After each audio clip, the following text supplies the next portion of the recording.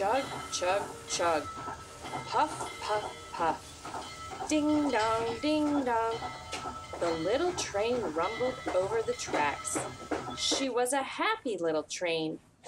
Her cars were filled with toy animals, giraffes with long necks, teddy bears with almost no necks at all, and even a baby elephant. There were dolls and the funniest little toy clown you ever saw. But that was not all. Some cars were filled with good things for boys and girls to eat.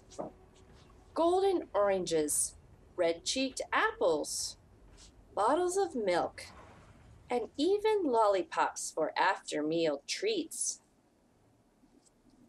The little train was carrying all these wonderful things to the good little boys and girls on the other side of the mountain. She puffed along merrily.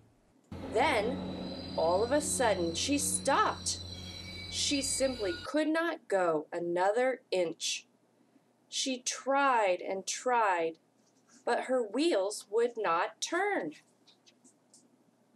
"Here comes a shiny new engine," said the little clown.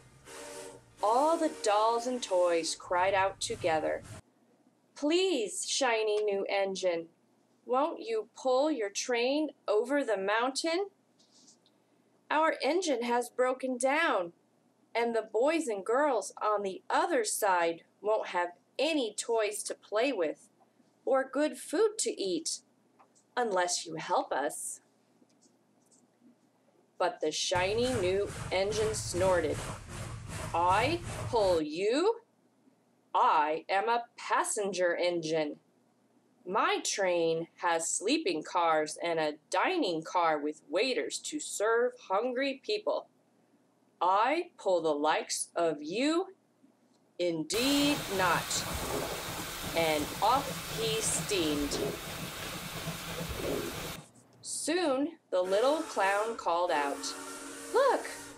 A great big strong engine is coming." "Please, oh please, big engine," cried all the dolls and toys, "won't you pull our train over the mountain?"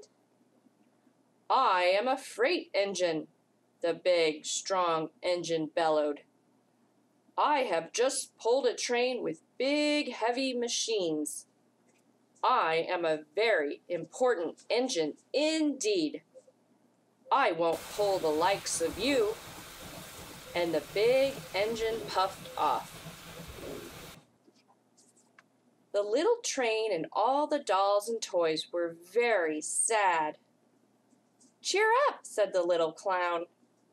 "The big engine is not the only one in the world. Here comes another.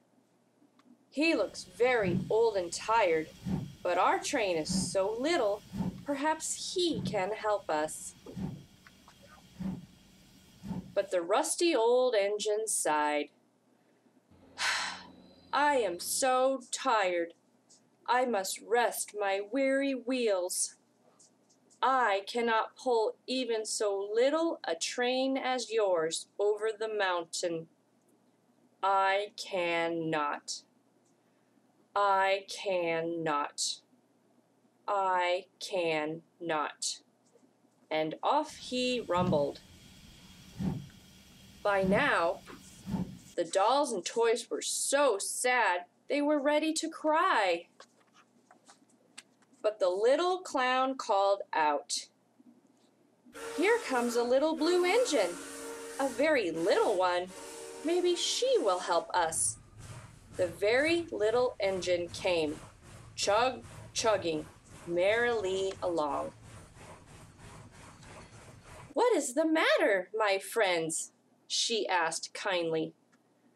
"Oh, little blue engine," cried the dolls and toys, "will you pull us over the mountain? Our engine has broken down, and the good boys and girls on the other side won't have any toys to play with or good food to eat unless you help us. Please, please help. I am not very big. I have never been over the mountain. But I think I can. I think I can. I think I can. And the little blue engine hitched herself to the train. She tugged and pulled and pulled and tugged. And slowly, slowly, slowly, they started off. Puff, puff, chug, chug, went the little blue engine. I think I can. I think I can. I think I can. I think I can. Up, up, up. Faster and faster the little engine climbed, until at last they reached the top of the mountain. Hooray! Hooray! Cried the little clown and all the dolls and toys. The good little boys and girls in the city will be happy because you helped us. And the little blue engine smiled and seemed to say as she puffed steadily down the mountain, I thought I could. I thought I could. I thought I could. The end.